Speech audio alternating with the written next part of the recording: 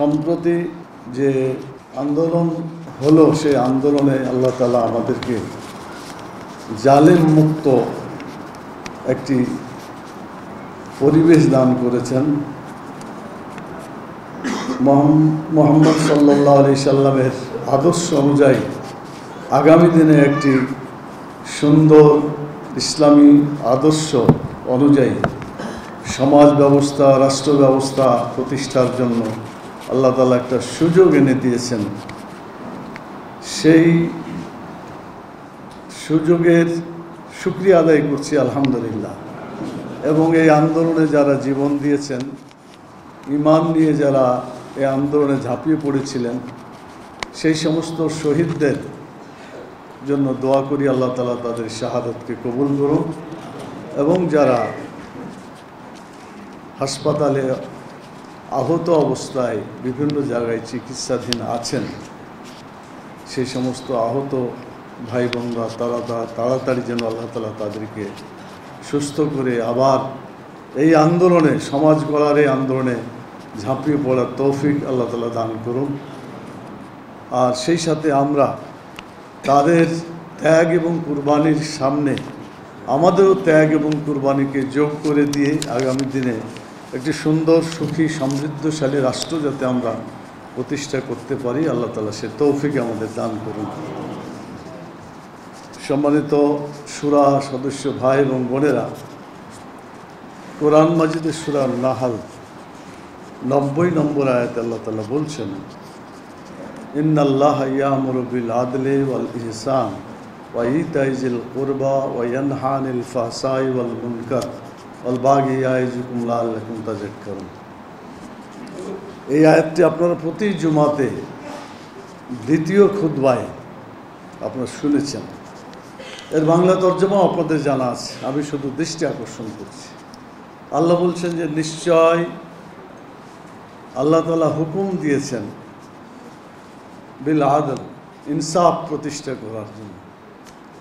ন্যায় এবং ইনসাফ প্রতিষ্ঠা করার দায়িত্ব আমাদের। আল্লাহ তাআলা এটা স্মরণ করিয়ে দিয়েছেন যে তিনি হুকুম দিচ্ছেন যে তোমার ন্যায় এবং ইনসাফ প্রতিষ্ঠা করো, বলে ইহসান, মানুষের কল্যাণ করো, মানুষের উপকার করো। ওয়া ইতাইজিল কুরবা, তোমাদের নিকট আত্মীয়র হক আদায় করো। ওয়া ইয়ানহা আনিল ফাহশাই ওয়াল মুনকার, নির্লজ্জ এবং ইসলাম বিরোধী কাজ এটাকে সমাজ থেকে মুক্ত করার জন্য তোমরা চেষ্টা করো। বাগি ইয়াইযুকুম লাআল্লাকুম, সীমালঙ্ঘনমূলক কাজ থেকেও আল্লাহ তাআলা দূরে থাকার জন্য এখানে নির্দেশ দিয়েছেন। তো এই আয়াতটিকে সামনে রাখছি এই জন্য যে আমাদের একটা সমাজ গড়তে হলে এই কাজগুলো করতে হবে। এতক্ষণ অত্যন্ত মূল্যবান আলোচনা রেখেছেন আমাদের মাওলানা রফিকুল ইসলাম খান ভাই। আলোচনার খুব বেশি প্রয়োজন পড়ে না। মুশকিল হয়েছে যে আমরা যত শুনি তত আমল করতে পারি না। আল্লাহ তাআলা এটাই কিন্তু খুব কঠিনভাবে বলেছে। সূরা বাকারাতে এটাকে 44 নম্বর আয়াত যতদূর মনে পড়ে, সেখানেই বলা হচ্ছে যে আল্লাহ তাআলা জিজ্ঞেস করছেন, আতামুরুনা আন-নাসা বিল বিররি ওয়া তানসাউনা আনফুসাকুম ওয়া আনতুম তাতলুনাল কিতাবা ফাল তাকিলুন। তোমরা মানুষকে ন্যায়ের কথা বলো, ভালো ভালো কথা বলো, কিন্তু তোমরা নিজেদেরকে ভুলে যাও, অথচ তোমরা কোরআন পড়ো, আল্লাহর কিতাব পড়ো। এখানে যারা এই কাজ করছে তাদের ব্যাপারে আল্লাহ বলেছেন যে আগে তোমরা ঠিক হও। যারা দায়ী আল্লাহ, মানুষকে আল্লাহর পথে যারা ডাকে, তাদেরকে কাজ করার ব্যাপারে আল্লাহ তাআলা এখানে খুবই সতর্ক করে দিয়েছে। সূরা সফের আয়াত তো আপনাদের মুখস্থই আছে, আপনারা জানেন। সেখানে তো আল্লাহ তাআলা বলছেন, লিমা তাকুলুনা মা লা তাফআলুন, why do you say what you do not do, কাবুরা মাকতান ইনদাল্লাহ আন তাকুলু মা লা তাফআল। It is the heinous sin to you that you will say what you do not do. বলবে কিন্তু করবে না, এটাই যাতে না হয়। এটা আল্লাহর কাছে খুবই অন্যায়, এটা গুরুতর অপরাধ। আল্লাহ তাআলা এখানে রাগ করেন, ক্রোধ উদ্রেক হয়, এরকম কথা বলেছে। তাহলে বোঝা যাচ্ছে আমাদেরকে আগে সংশোধন হতে হবে। আত্মসংশোধন ইসলামের একটা মৌলিক কাজ। আমি যদি ভালো হয় তাহলে আমার অধীনস্থ ভালো হবে, আমি যদি অগ্রসর হই আমার অধস্তনে যারা আছে তারা এগিয়ে আসবে। এমনি কথা বলা হয় যে আপনি যদি 10 পা আগান তো আপনার যারা পিছনে আসে তার 1 পা আগান, আর আপনি যদি পিছন দিকে অধপতনে এক পা করেন ওরা 10 গুণ অধপতনে চলে যাবে। তার মানে যারা দায়িত্বশীল তাদেরকে খুবই সতর্ক হতে হবে। শূরা, আপনারা কিভাবে শূরা নির্বাচিত করলেন? রোকনদের ভোট দিয়েছে, আপনি শূরা নির্বাচিত হয়েছেন, এই তো আপনাদের কাজ। তার মানে সমস্ত রোকন যারা আপনাদের উপর আস্থা রেখেছে তাদের দায়িত্ব আপনাদের উপরে পড়ছে। এটা আলা কুল্লুকুম রাইন ও কুল্লুকুম মাসউলুন আন রাইয়াতি, রাসূল সাল্লাল্লাহু আলাইহি ওয়াসাল্লামের হাদিস হচ্ছে তোমরা এই প্রত্যেকে দায়িত্বশীল, প্রত্যেকের দায়িত্ব হিসেবে আল্লাহ তাআলা তোমাদেরকে জবাবদিহি করতে হবে আল্লাহর কাছে। এই কোরআনের আয়াত এবং রাসূলের হাদিসগুলোকে সামনে রেখে আমাদেরকে কাজ শুরু করতে হবে। এই কাজের উদ্দেশ্য সম্পর্কে, যে ইসলামী সমাজ আমরা গঠন করব, যে ইসলামী রাষ্ট্রের কথা আমরা এতক্ষণ শুনলেন বা আমরা বলতে আছি, আপনারাও বলছেন, আমাদের আন্দোলনের টার্গেটও এটা।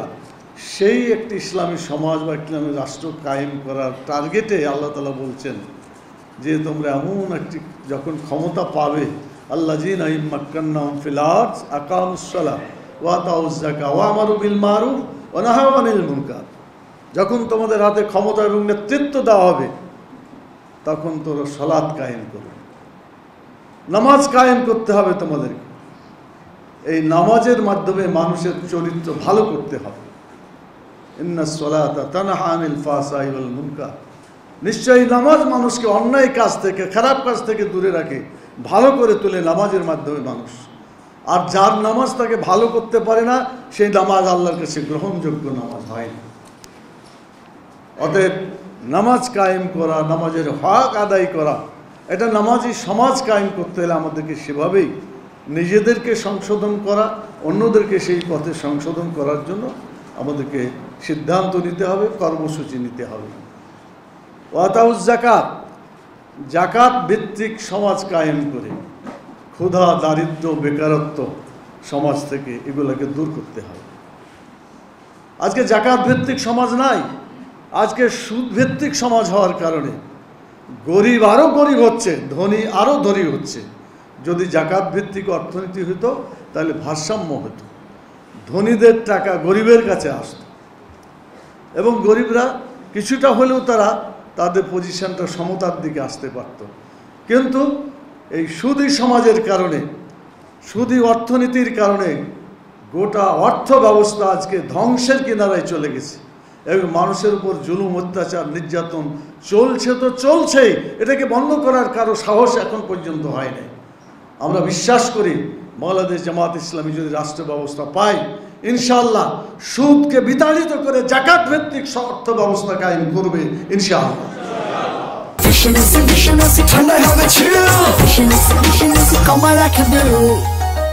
সেজন্য এখন থেকে আমরা নিজেরাও জাকাত দিতে হবে, নিজের জাকাতের কথা বললে চলবে না।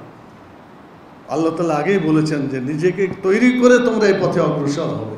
জাকাত ভিত্তিক অর্থনীতি চালু করে ক্ষুধা, দারিদ্র্য, বেকারত্ব দূর করতে হবে। আমারু বিল মারুফ, ভালো কাজ চালু করে ন্যায়, ইনসাফ এবং ভালো ভালো কাজগুলো চালু করে মানুষকে আরাম দিতে হবে। মানুষ যাতে সুখে থাকতে পারে, আরামে থাকতে পারে, সেই রকম সমাজ তৈরি করার জন্যই ভালো কাজের আদেশ দিতে হবে। অনাহাউ আনিল মুনকার, ৪র্থ নম্বরে বলা হয়েছে যে খারাপ কাজ, মুনকার হচ্ছে ইসলাম বিরোধী কাজ, এই ইসলাম বিরোধী কাজকে সমাজ থেকে বিদায় করে দেয়। ইসলাম বিরোধী কাজ কত চোখের সামনে আমাদের দেখাই যাচ্ছে, মানে ঘুষ, মদ, জুয়া, জেনা, ব্যভিচার, মানে কোনটা আপনি বলবেন? অসংখ্য ধরনের মুনকার আমাদের সমাজকে আজকে জর্জরিত করে ফেলেছে। এই মুনকারগুলোকে সমাজ থেকে উৎখাত করে মানুষকে অশান্তির হাত থেকে বাঁচাতে হবে। এই 4টা কর্মসূচি একটা ইসলামী রাষ্ট্রের, ওই রাষ্ট্রই আমরা বানাতে চাই যে রাষ্ট্রে এই 4টা কর্মসূচি বাস্তবায়ন করার আহ্বান আল্লাহ তাআলা জানিয়েছে। এই সমাজ গড়ার জন্য আপনারা কি তৈরি আছেন ইনশাআল্লাহ? এই তৈরি করার জন্য আর যে দু একটা কথা বলে আমার কথা শেষ করতে চাই, সেটি হলো যে রাসূল সাল্লাল্লাহু আলাইহি সাল্লাম যে সমাজ গড়েছিলেন, সেই সমাজে কিন্তু এই ইনসাফের কথা, ইন্নাল্লাহা ইয়ামুরু বিল আদলি ওয়াল ইহসান ওয়া ইতাইজিল কুরবা ওয়া ইয়ানহা আনিল ফাহশাই ওয়াল মুনকার, এটা তিনি করেছিলেন। এবং এটাই সাপ্তাহিকভাবে প্রতি জুমাতেই তিনি ঘোষণা করতেন। যতগুলো হাদিস দেখা যায়, জুমার খুতবাতে আয়াতটা দ্বিতীয় খুতবার মধ্যে এটা আছেই, এটা তিনি বলতেনই। তো এটা বলার কারণটা কি? এই কাজটা খুব কঠিন কাজ, ভুলে গেলে চলবে না। প্রতি সপ্তাহে আমাদেরকে স্মরণ করিয়ে দেওয়া হচ্ছে যে কাজগুলো তোমরা করো। কিন্তু আমরা দুর্ভাগ্য যে আমাদের মুসল্লি যারা যারা শুনেন তারাও ভালো বুঝেন না, আর যারা বলেন তারাও কতটুকু বুঝেন আমি জানি না। এটা যদি বাস্তবায়ন করার জন্য কর্মসূচি দিয়ে ময়দানে ইমাম সাহেব যদি ঝাঁপিয়ে পড়তেন, মুসল্লিরা যদি ঝাঁপিয়ে পড়তেন, সমাজের চেহারা এটা পরিবর্তন হয়ে যেত ইনশাআল্লাহ। আগামী দিনে তাই হবে যদি আমরা এই কর্মসূচি সেভাবে গ্রহণ করতে পারি। প্রিয় ভাইরা, আমি আরেকটি কথা বলতে চাই। আপনারা যারা শুরা সদস্য ভাই এবং বোনেরা দুজনেই উভয়ই আছেন এখানে, আপনাদের উভয়ের দায়িত্ব অনেক বেশি। তিনটা কাজ আপনাদের মৌলিক বলে আমি মনে করি। একটা হচ্ছে আপনাদের প্রতি যে আমানত দেওয়া হয়েছে ভোটের মাধ্যমে, আমাদের হক আদায় করতে হবে। আনতুয়াদ্দুল আমানাতে ইলা আহলিহা, আল্লাহ তাআলা এটাও হুকুম দিয়েছেন যে যার জায়গায় যে হক, তার কাছে এই হক পৌঁছে দেওয়ার দায়িত্ব আপনার। তো আপনি যাদের ভোটে নির্বাচিত হয়েছে তারা কি চায়? সংগঠনকে মজবুত দেখতে চায়, আমাদের জনশক্তির পরিমাণ বৃদ্ধি দেখতে চায়, জনশক্তির মান যাতে উন্নত হয়েছে এটা তারা দেখতে চায়। এই কাজগুলো আমাদের, এগুলো আমানত হিসেবে আমাদেরকে পালন করতে হবে। এই জন্য একটা বছরে ত্রৈমাসিক, আপনারা জানি না আপনাদের শুরা সদস্য বৈঠকে এটা ত্রৈমাসিক হয় না ষান্মাসিক হয় না বার্ষিক হয়, আমার জানা নাই। যদি ষান্মাসিক হয়ে থাকে তাহলে তো একটা নিশ্চয় অধিবেশন হয়েছে, সেখানে পর্যালোচনা হয়েছে, এবং পর্যালোচনার পরে আরেকটা কর্মসূচি এটাকে দরকার হলে পুনর্বিন্যাস করা হয়েছে। টার্গেটে পৌঁছার জন্য এই কাজগুলো আমাদের করতে হবে। সংগঠনের প্ল্যানিংটাকে বাস্তবায়ন করা আরেকটা দায়িত্ব। প্ল্যানিং বাস্তবায়ন মানে কি? কথা অনুযায়ী কাজ করা। এটা আমি করব, সিদ্ধান্ত নিয়েছি, এটা বাস্তবায়ন যদি না হয় তাহলে তো আমার সত্যিকার কথা অনুযায়ী কাজ হচ্ছে না। এজন্য এটাকে খুব মজবুত আকারে গ্রহণ করে আমাদের টার্গেটগুলোকে অ্যাচিভ করার জন্য চেষ্টা করতে হবে।